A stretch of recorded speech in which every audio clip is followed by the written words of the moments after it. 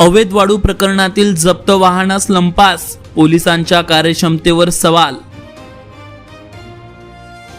Police ठाण्याच्या आवारातूनच 30 लाखांचा dumper गायब, पिंपळनेर पोलिसांवर प्रश्नचिन्ह।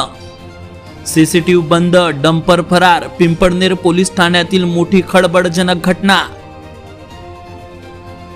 साक्री तालुक्यात एक धक्कादायक प्रकार उघडकीस आला असून पिंपळनेर पोलीस ठाण्याच्या आवारातूनच सुमारे 30 लाख रुपये किमतीचा डंपर चोरीला गेल्याची घटना समोर आली आहे। या घटनेमुळे पोलिसांच्या सुरक्षा व्यवस्थेवर गंभीर प्रश्नचिन्ह उपस्थित झाले असून मिळालेल्या माहितीनुसार सामोडे गावाजवळ अवैध वाळू वाहतूक करणाऱ्या डंपरवर महसूल विभागाने कारवाई केली होती।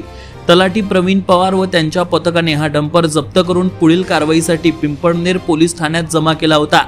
त्यानंतर संबंधित डंपर पोलीस ठाण्याच्या आवारातील मागील बाजूस उभा करण्यात आला होता। मात्र रात्रीच्या सुमारास अज्ञात चोरट्यांनी पोलिसांच्या नाकावर टिचून हा डंपर पडून नेला।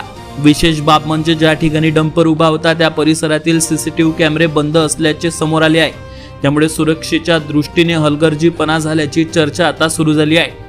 पोलीस ठाण्याच्या आवारातूनच वाहन चोरीला जाणे ही अत्यंत गंभीर बाब मानली जात असून यामुळे पोलिसांच्या कार्यक्षमतेवर प्रश्नचिन्ह निर्माण झाले आहे। स्थानिक नागरिकांमध्येही याबाबत तीव्र नाराजी व्यक्त केली जात आहे। दरम्यान या प्रकरणी गुन्हा दाखल करण्यात आला असून चोरीला गेलेल्या डंपरचा शोध घेण्यासाठी पोलिसांनी तपास सुरू केला आहे। सीसीटीव्ही यंत्रणा बंद असताना वाहन तेथेच का ठेवण्यात आले याबाबतही चौकशी होण्याची शक्यता आहे। प्रतिनिधी परीक्षित परदेशी, JBTV न्यूज, धुळे।